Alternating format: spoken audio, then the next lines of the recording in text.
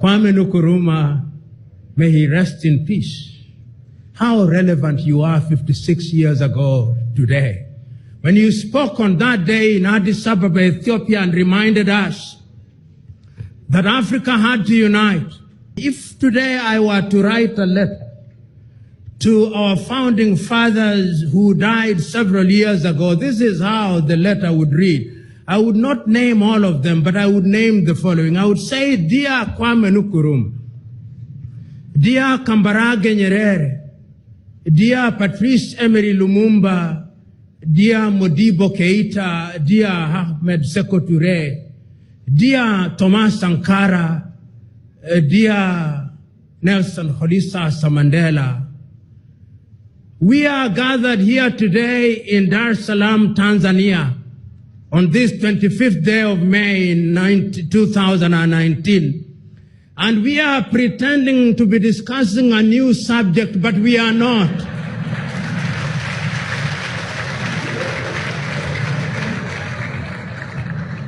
In fact, my dear fathers, we are discussing something that you discussed 56 years ago.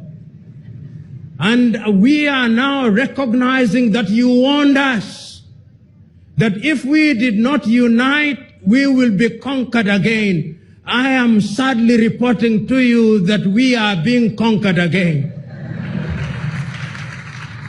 We are being conquered again in the manner that you feared, and I'm now telling you that this time round our conquest is a little more subtle. I am telling you, Osagyefo, that now, although in 1961 you had created the University of Ghana at Legon, and you had also created the University of Science and Technology, in many African universities we are now accommodating Confucius Institutes.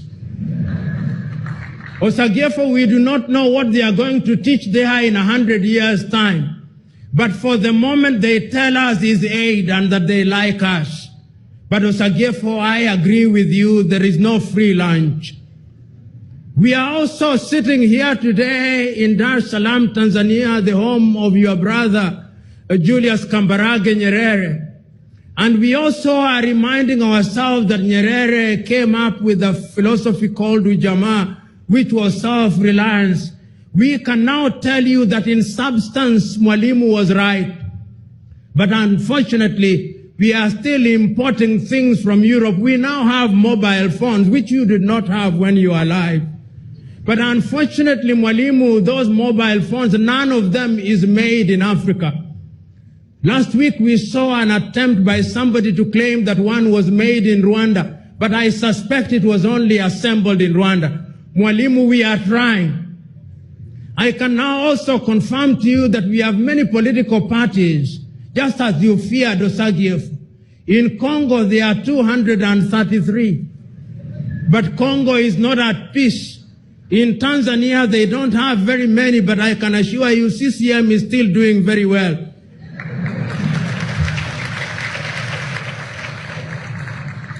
But Tanzania is the exception rather than the rule. After every election, Mwalimu, we fight. In Kenya, we did. Then we shake hands. Then we fight. Then we shake them again.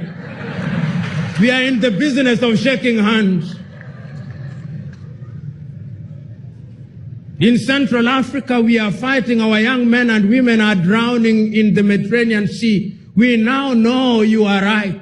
And therefore, going forward, we are today taking a solemn vow that each one of us will use the resources at our disposal, and that we are going as a product of this conference to send a paper which will emanate out of Julius Kambarage Festival, which paper will be sent to the African Union.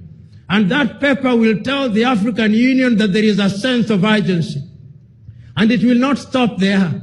That paper will also be sent to all the 55 African heads of state, reminding them that there is need for Africa to trade with ourselves, that there is need for Africans to travel on one visa, that there is need for Africans to have one currency, that there is need for Africans to define ourselves.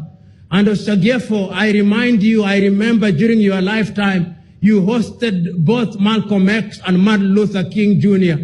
And I am reminded that at one time he was asking his people in the United States of America how long it would take to unite Africa. We are now telling you that it's not too long. It is not going to be long, because young men and women are now telling us that we unite or we perish.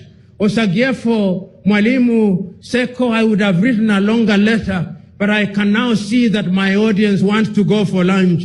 Permit me, therefore, to stop here in the knowledge that Pan-Africanism is alive and well, and Africa will realize our potential even if it takes 100 years. God bless you. This requires some plain speaking. And for the sake of Africa, let us speak plainly.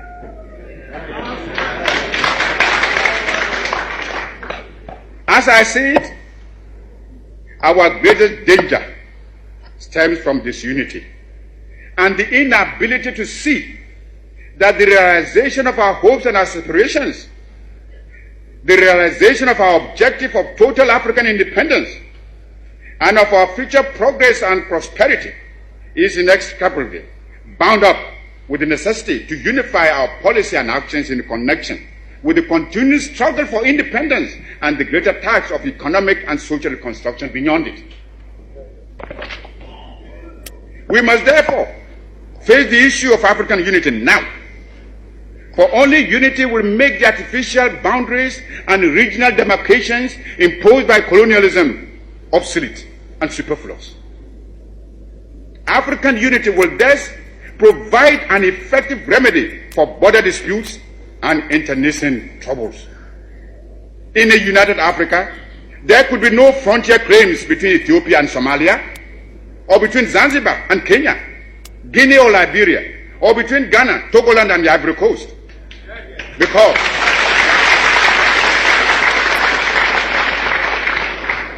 Because we would regard ourselves as one great continental family of nations.